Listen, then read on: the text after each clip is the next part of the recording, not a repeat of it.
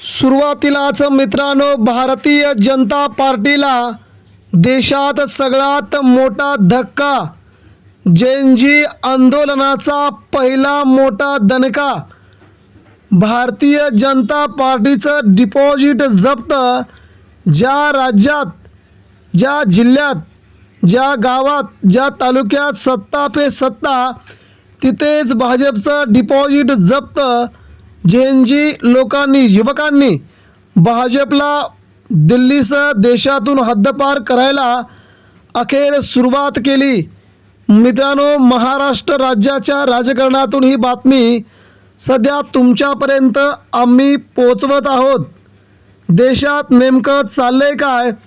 भाजपला हे आंदोलन, भाजपला शिक्षण मंत्र्यांचा राजीनामा, नरेंद्र मोदींचं, अमित शहा यांचं गेल्या 8 दिवसांपासून लोकसभेपासून दूर पळून जाणं, एकंदरीत युवकांच्या मनामध्ये असलेला तीव्र संताप मतदानामध्ये परिवर्तित झाला असून भाजपला याचा खूप मोठा धक्का बसला आहे.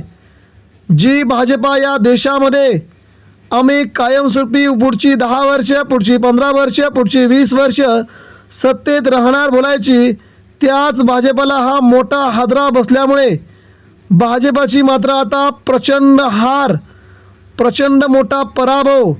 भाजपच्या केंद्रीय नेत्यांमुळेच भाजप आता संपूर्ण देशातून बाजूला सरकायला सुरुवात झाली असून मित्रांनो, हे देशाच्या राजकारणाला लागलेलं सर्वात मोठं ग्रहण मात्र भाजपला बाजूला सारून संपतही काय, अशी चर्चा आहे.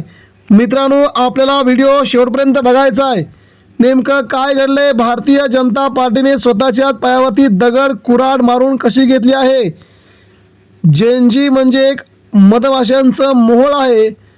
त्यांना जर तुम्ही काय केलं तर त्यांचा दणका कसा असतो हे आता भाजपला समजलंय. जेएनजी लोकांना तुम्ही उद्देशून वेगवेगळी वक्तव्ये केलीत, जेएनजींना तुम्ही वेगवेगळ्या प्रकारे संतापवलं, त्यांच्यावरती लाठीचार्ज केला, त्यांना आंदोलनामध्ये मारलं. अशा जेएनजींनी मात्र भाजपची सगळ्यात मोठी गोची करत भाजपला त्यांचा अहंकार बाजूला सारत भाजपला मात्र या देशातून हद्दपारीला सुरुवात केली आहे. मित्रांनो, बातमी आपण आता सुरुवात करूया. जेएनजी आंदोलनाचा पहिला दणका. भाजपचे राष्ट्रीय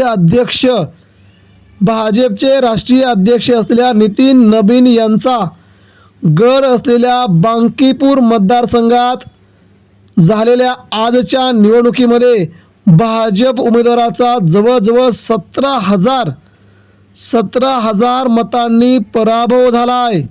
हा पराभव मित्रांनो भाजपला प्रचंड मागे घेऊन जाणार आहे.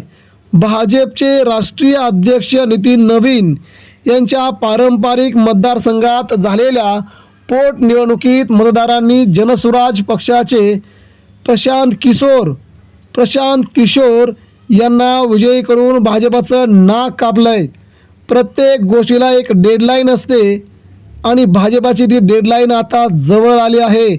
हेच या निकालानं दाखवून दिलेलं आहे. भाजपच्या गडात घुसून भाजपलाच पाणी पाजल्याबद्दल प्रशांत किशोर यांचं अभिनंदन, मनपूर्वक अभिनंदन, असे बॅनर सध्या महाराष्ट्रामध्ये लागायला सुरुवात झाली आहेत. नवनवे तर बॅनर लागलेले आहेत. त्यामुळे भाजपला महाराष्ट्रात देखील आपला बिस्तारा बांधून जावं लागते काय, असे सध्या वातावरण निर्माण झाले आहे.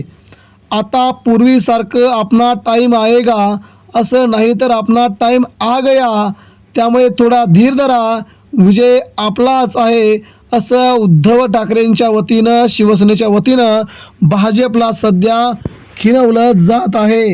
या हिणवण्या पाठीमागे भाजपने गेल्या दिल्लीच्या आंदोलनामध्ये ज्या प्रकारे युवा शक्तींवरती आंदोलन हात उगारला, पोलिसांनी लाठीचार्ज केला, युवा शक्तींचं, मधमाशांचं मोहोळ कसं असतंय याचं आता त्यांना प्रथमच एक नवीन अध्याय लिहायला समजलंय. आता मला वाटतंय डिलिमिटेशन बिल काही पास होणार नाही. दिल्ली जंतर मंतरवर झालेलं तरुणाईचं आंदोलन आणि बांकीपूरमध्ये झालेला दारुण पराभव बघितला तर संसदेत डिलिमिटेशन बिल मंजूर होणार नाही असंच दिसतंय. आणि निश्चितच हा लोकशाहीचा विजय आहे अशी रोहित पवार यांनी देखील पोस्ट केल्यामुळे रोहित पवारांना देखील याचा खूप मोठा आनंद झाल्याची चर्चा आहे. भाजपला मात्र या विजयातून काही साध्य करता येणार नाही. हा पराभव खूप मोठा आहे. हा भाजपला तगडा झटका आहे.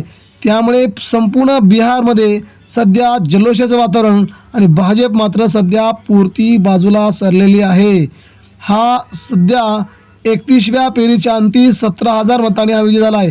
भाजपच्या पिछाडीनंतर तेज प्रताप यादव यांनी खोचक शब्दात टिप्पणी केली. त्यांनी ट्विट करत म्हटलं आहे की इथं भाजपचा दारुण पराभव झाला. भाजपचे राष्ट्रीय अध्यक्ष नितीन नवीन यांनाही आपली विधानसभा जागा राखण्यात अपयश आलं आहे.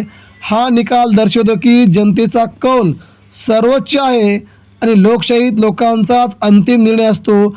आता अशी व्यापक अटकळ बांधली जात आहे की बांकीपूरमध्ये सुरू झालेल्या या संदेशाचा परिणाम बिहारसह संपूर्ण देशामध्ये भाजपची सत्ता आता निघून जाणार अशा प्रकारचं या निकालाने वातावरण तयार केल्याचं सध्या उद्धव ठाकरेंनी राज ठाकरेंनी म्हटलं आहे. भाजपाची ही 1995 पासूनची अपराजित जागा होती.